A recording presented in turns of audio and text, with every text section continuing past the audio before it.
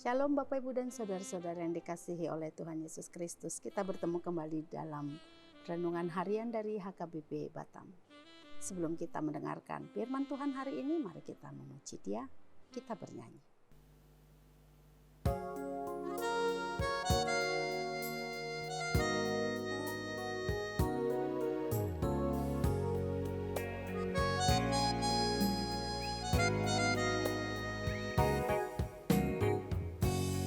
Nama Yesus termulia di atas segala nama, agar di dalam namanya semuanya menyembah. Yang di bumi dan di sorga, tekuk lutut memuliakan. Segala lidah pun berkata, Yesus Kristus itu Tuhan. Terpuji namanya, terpuji namanya, sempadan pujilah Raja alam semesta. Yang di bumi dan di sorga, tekuk lutut memuliakan. Segala lidah pun berkata, Yesus Kristus itu Tuhan.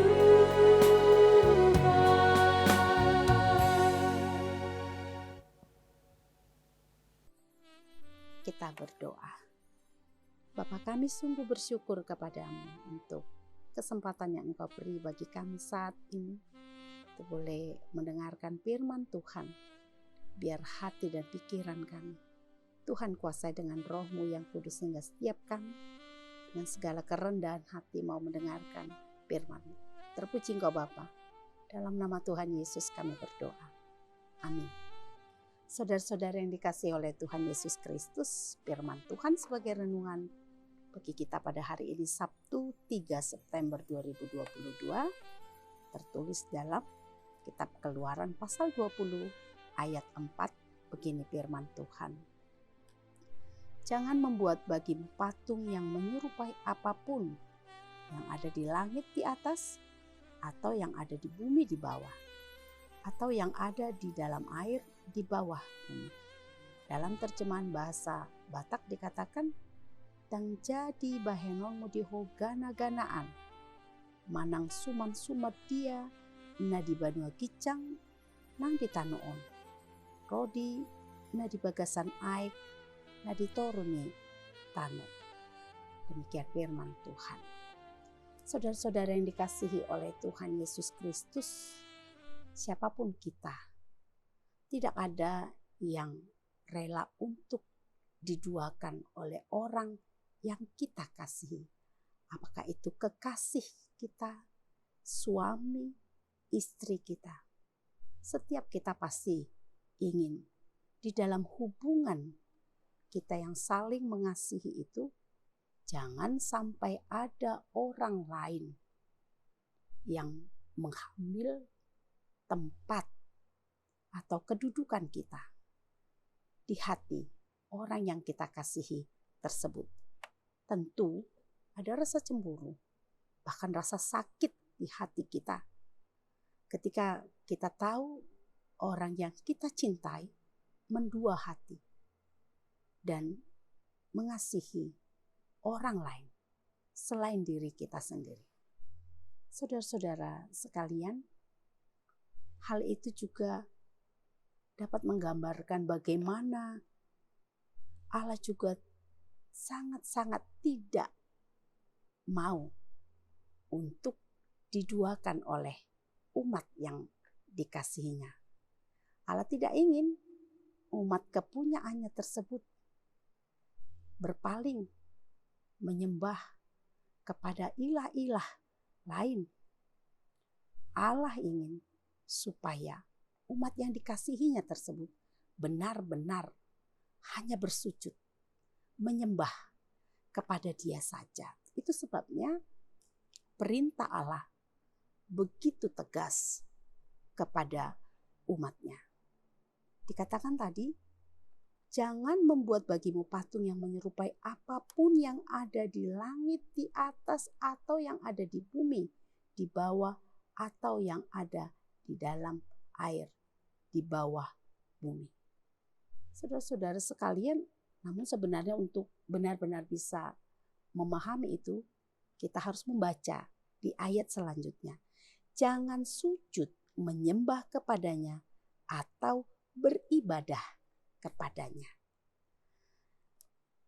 Tentu saja saudara-saudara sekalian, ketika Allah berkata jangan membuat bagimu patung, perintah itu bukan mau berbicara bahwa umatnya orang Israel tidak boleh membuat patung atau tidak boleh sama sekali menjadikan patung sebagai karya seni di dalam kehidupan mereka. Tetapi ketika Allah berbicara, melarang mereka untuk menjadikan patung, membuat patung yang menyerupai apapun. Di sana Allah mau mengatakan supaya jangan pernah umatnya tersebut untuk mengikuti kebiasaan-kebiasaan yang terjadi di tengah-tengah bangsa lain, di mana mereka membuat Allah mereka, ilah bagi mereka, dari patung-patung yang mereka pahat, yang mereka bentuk dengan tangan mereka sendiri, sesuai dengan keinginan mereka sendiri. Mereka menjadikan patung-patung sebagai sembahan mereka, tempat mereka untuk memuja. Saudara-saudara sekalian, persoalannya bukan pada patung, tetapi persoalannya adalah pada hati manusia yang menjadikan patung-patung buatan tangan tadi menjadi ilah, menjadi tempat mereka untuk beribadah dan menyembah. Saudara-saudara yang dikasihi oleh Tuhan Yesus Kristus, mungkin kita berpikir pada masa sekarang mana ada lagi orang yang melakukan hal-hal seperti itu. Tidak ada orang lagi yang melakukan, membuat patung-patung untuk menjadi dewa, menjadi tempat mereka menyembah. Orang-orang Kristen saat ini tidak pernah lagi melakukan kesalahan atau pelanggaran seperti itu.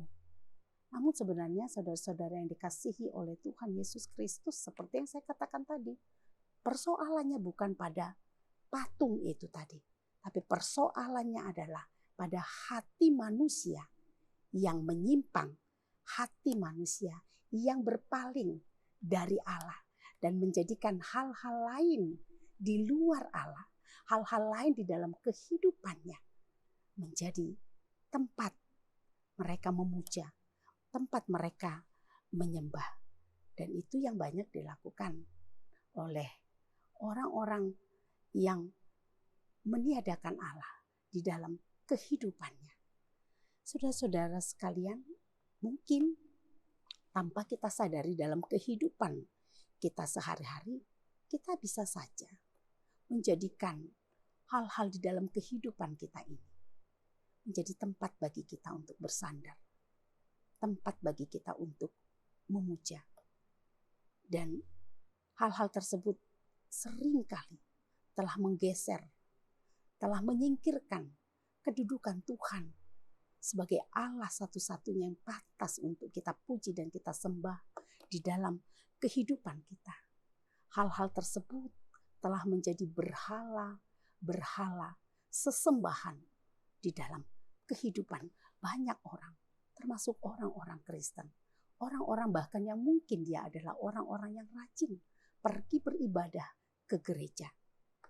Saudara-saudara, ketika kita begitu mementingkan, mengutamakan, dan mencintai apapun di dalam kehidupan kita ini, maka tanpa sadar, sesungguhnya kita telah mendewakannya, menjadikannya ilah di dalam kehidupan kita.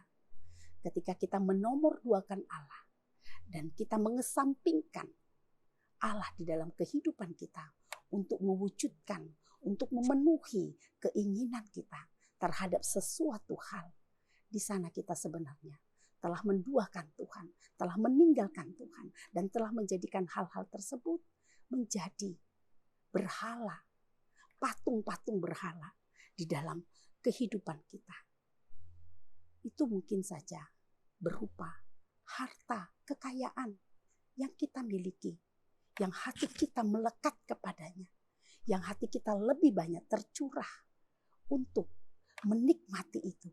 Bahkan kita rela untuk melanggar semua perintah Tuhan hanya untuk mewujudkan itu.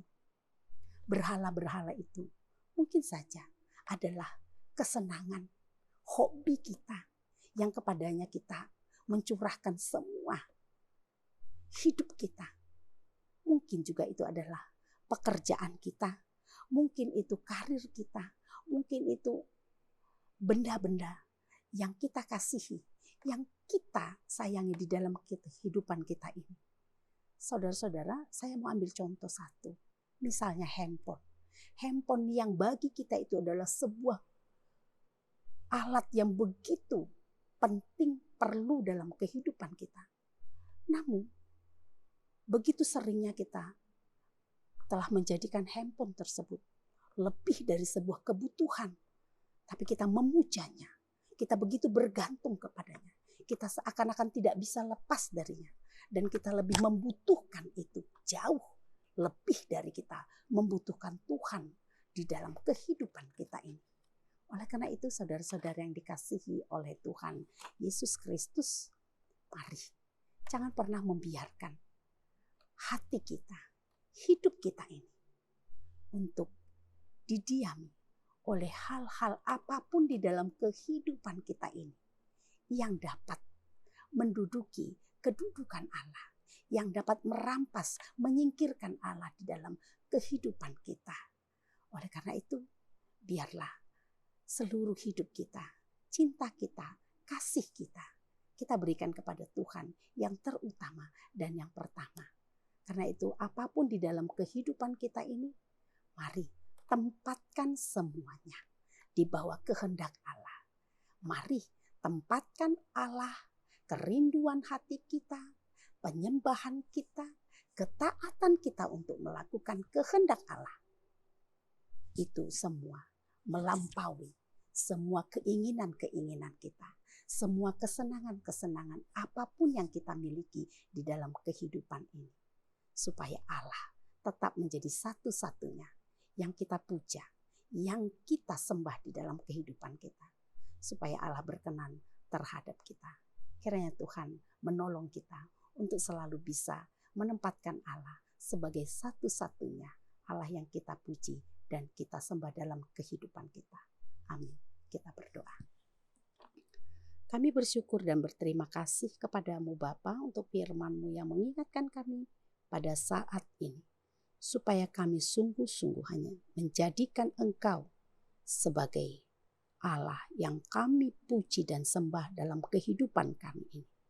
Tuhan, kami sadar begitu banyak hal-hal di dalam kehidupan kami ini yang sering kali Tuhan membuat hati kami terpikat dan mau menggeser Engkau di dalam kehidupan kami, di dalam hati kami.